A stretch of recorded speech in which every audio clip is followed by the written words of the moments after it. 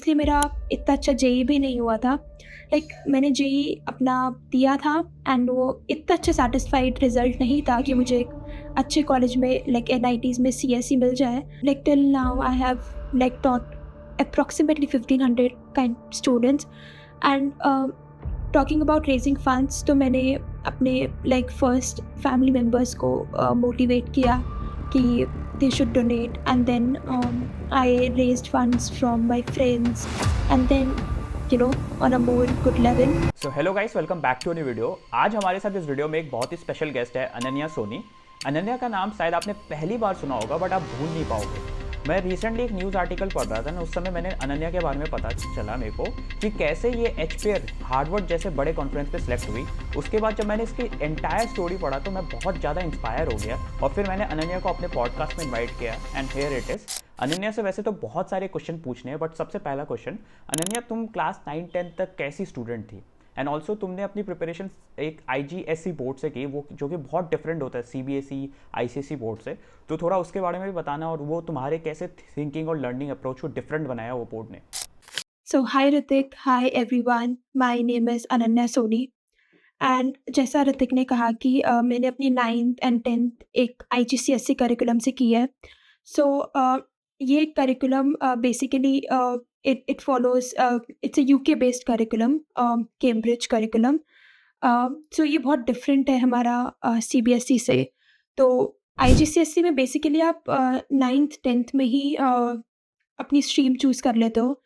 I won't say stream but आप commerce के subjects भी ले सकते हो, आप साइंस के सब्जेक्ट्स भी ले सकते हो, आप ह्यूमैनिटीज़ के भी ले सकते हो एंड बहुत सा और अलग-अलग सब्जेक्ट्स होते हैं यहाँ पे। सो मैंने भी physics, chemistry, maths, computer science, English, global perspective and French subjects लिए थे। तो यहाँ पे मुझे पता चला कि how important practical learning is and and from the very starting I have never crammed anything, or i've I've never seen the theoretical side uh, of that learning. So it was very practical. We used to have practical exams, and we used to even have speaking exam of English. So it was very different, far more different from CBSE curriculum. And then in the ninth standard I became the head girl of my school, जहाँ पे like मुझे I was the youngest one and वो एक ऐसी achievement थी मेरे लिए जो जिसने मुझे बहुत इंस्पायर करा और चीज़ें करने के लिए। सो या तो अनन्या, तुम्हारा जैसे तुमने बताया कि क्लास 11-12 में तुम्हें बहुत डिफिकल्टी फेस हुई जस्ट बिकॉज तुमने एक ट्रांजिशन लिया था। सीबीएसई बोर्ड में तुम्हें बहुत ज़्यादा थियोरेटिकल साइड में चीज़ें पूछी गई थी। तो फिर तुम्हारा जेई का रिजल्ट कैसा रहा था? सो 11 से 11th का ट्रांजिशन तो बहुत ज़्यादा डिफ़िकल्ट था मेरे लिए, बिकॉज़ हम 10th में हम कुछ भी हमें फॉर एग्ज़ाम्पल हम क्वेश्चन सॉल्व करते हैं for example in chemistry. So हमारा उस चीज़ का प्रैक्टिकल पहले होता था। So it I used to remember it kind of it was kind of practical knowledge. But जब मैं 11th में आई, जब मैंने फर्स्ट एग्ज़ाम्स दिए थे आई वाज़ शॉक्ड कि यहाँ पे इतना सब कुछ लिखना पड़ता है। You have to write your answers in a paragraph, which was not the case in my 10th standard. It was just a one liner answer and आपको सिर्फ उतनी स्पेस मिलती थी कि आपको इसमें ही अपना आंसर एक्सप्लेन करना है। तो इट वाज डिफ़िकल्ट, बहुत ज़्यादा डिफ़िकल्टी हुई थी मुझे specially. I don't know about others, बाकी लोगों को नहीं हुई होगी शायद, बट मुझे हुई थी। एंड वो 11th उसी उसमें निकल गई। बट वो ये कि इसलिए मेरा इतना अच्छा जेईई भी नहीं हुआ था। मैंने जेईई अपना दिया था एंड वो इतना अच्छा सैटिस्फाइड रिज़ल्ट नहीं था कि मुझे एक अच्छे कॉलेज में एनआईटीज़ में सीएसई मिल जाए। बट इट वाज़ स्टिल कि मुझे कोई और ब्रांच मिल जाती बट सीएस नहीं मिलती। तो इसलिए मैंने वो अलग ऑप्शंस एक्सप्लोर करना स्टार्ट करा। अब आते हैं वीडियो के सबसे इंपॉर्टेंट चीज़ में कि देखो, तुम कॉलेज के फर्स्ट ईयर में हार्वर्ड के एक बहुत ही इंपॉर्टेंट कॉन्फ्रेंस एचपीआर में सिलेक्ट होती हो। तो यार हमारे ऑडियंस को बताना कि एचपीआर एक्चुअल में है क्या, कैसे वहाँ सिलेक्ट होते क्या है, और तुम्हारा कैसा, मतलब तुमने कैसे प्रिपरेशन किया था उसके लिए? तो प्रिपरेशन एज़ सच नहीं कुछ होता है, बट इट्स जस्ट कि मैंने आई थिंक सितंबर के अराउंड अप्लाई किया था फॉर एचपीआर हार्वर्ड कॉन्फ्रेंस। तो वहाँ पे मैंने उसका एप्लीकेशन फॉर्म फिल किया था जहाँ पे आपके कुछ एसेज होते हैं एंड आपको उसको फिल करते हो। फिर उसके बाद अगर आपकी वो एप्लीकेशन सेलेक्ट होती है तो आपको इंटरव्यू के लिए कॉल आता है and then once your interview is clear then आपको फाइनली एक्सेप्टेंस लेटर आता है। सो ऐसे ही हुआ था। I wrote my essays, filled the application form, interview was also good and then finally I was selected. So HPL की actually 2 conference होती है पर year. One is at the Harvard University itself, in the month of February, and the second one is in any Asian country. So I think this year it's happening in Tokyo. But I went for Harvard conference, which happened at the Harvard University. सो अनन्या, अब आते हैं एक और important चीज़ में कि मेरे को तुम्हारे बारे में पता चला, जो चीज़ सबसे ज़्यादा मेरे को इंस्पायर किया, तुम्हारा खुद का personal startup which is book sale. और देखो यार, पहले तो बताओ कि ये है क्या एग्जैक्टली और तुम इससे क्या एक्चुअली क्या प्रॉब्लम एड्रेस करना चाहते थे। सो बुकसेल एक नॉन प्रॉफिट ऑर्गेनाइजेशन है जो मैंने फाउंड करी थी when I was in class 9। सो इसमें हम जो भी अंडर प्रिविलेज स्टूडेंट्स होते हैं उनको कंप्यूटर्स पढ़ाते हैं।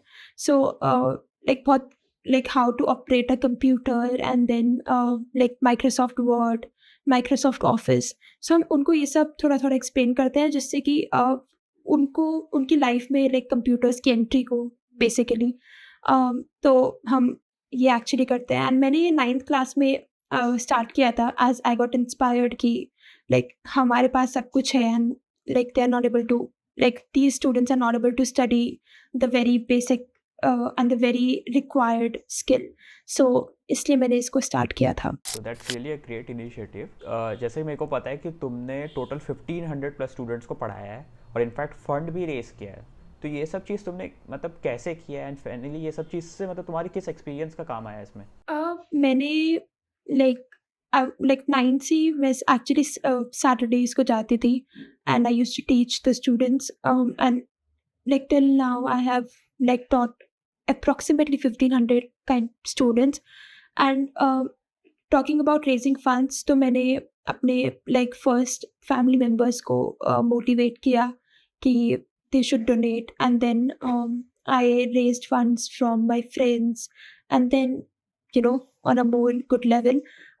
So वहाँ पे what I used to do is I used to take gifts for them. I used to make worksheets for them so that they remember and they enjoy the class. So I used to take a quiz and whosoever performs the best used to get a gift. So I think that is how I kind of taught them so that they enjoy and it does not become boring for them. And I also used to take my laptop uh, so that they can actually kind of use it.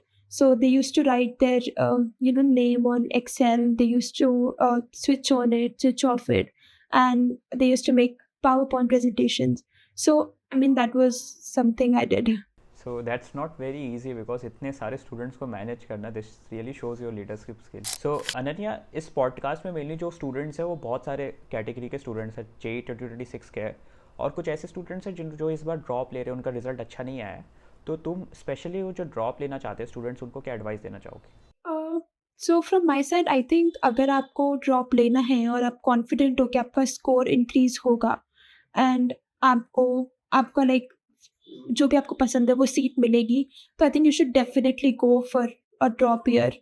But अगर आपको लगता है कि आप उतने consistent नहीं रह पाओगे या फिर आप उतने एफर्ट्स नहीं डाल पाओगे जितने आपको डालने चाहिए एक ड्रॉप ईयर में, then I think you should explore other options. So Ananya, तुम्हारा जैसे न्यूटन स्कूल ऑफ टेक्नोलॉजी में फर्स्ट ईयर ऑलमोस्ट कंप्लीट हो चुका है, तो थोड़ा सा अपना एक्सपीरियंस बताओ कि जैसे क्या इम्पैक्टफुल रहा तुम्हारे लिए NST में सबसे ज़्यादा। लाइक एनएसटी में सबसे ज़्यादा इम्पैक्टफुल चीज़ थी कि यहाँ पे बहुत ज़्यादा हेल्दी कंपटीशन है like in terms of coding. Like everyone wants to be the best and आपको बहुत मोटिवेशन मिलता है कि अगर लाइक इफ लाइक इस स्टूडेंट के 200 प्लस लीड कोड क्वेश्चंस हो चुके हैं एंड इसकी रेटिंग इतनी है तो I should also kind of go for it. I should also have it. So वो आपको बहुत मोटिवेट करता है. The environment motivates you to kind of achieve higher.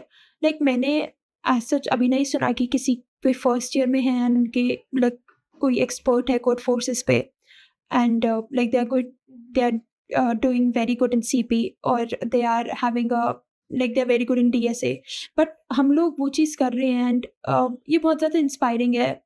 और यहाँ पे हर कोई लाइक वो पर्टिकुलर सब्जेक्ट पढ़ रहा है एंड बहुत डेडिकेशन से पढ़ता है, तो आपको हमेशा मोटिवेशन मिलती है कि आप उस चीज़ को और अच्छे से कर पाओ। So this is something which is very good about NST. And the second thing is कि यहाँ पे जो भी आपके मेंटोर्स हैं, लाइक आपके जो फैकल्टी मेंबर्स हैं, वो भी आपको बहुत मोटिवेट करता है कि आप वो चीज़ों में और आगे बढ़ो। सो लाइक आपको कोई भी डाउट है, आप उनको मैसेज करो, they will reply whenever they will see it. And आपको कोई भी क्वेश्चन पे डाउट है तो आप लाइक आफ्टर क्लासेस उनसे पूछ सकते हो, they are always available. So it's very nice about NST. So Ananya, if you have to describe your first year in 3 words, so what should it be? And also advice for the incoming students. So, in 3 words, it was a roller coaster ride, because there were ups and there were downs, and like उसको ही हमें like overcome करना है, तो बहुत ज़्यादा like अलग सा experience था। कभी कभी used to get low marks, sometimes I used to get good marks. So it was very fun, like made lifelong friends. So it was fun, and the advice I would like to give to students coming and exploring colleges कि like आपको life में risk तो लेना पड़ेगा, like कभी ना कभी, and just I mean, just give your best. Just just give your best at whatever you do, and it will be all good at the end. Guys, that was all from our side, and thanks Ananya for joining यार, तुमने अपना time दिया और अपने valuable journey audience के साथ share की।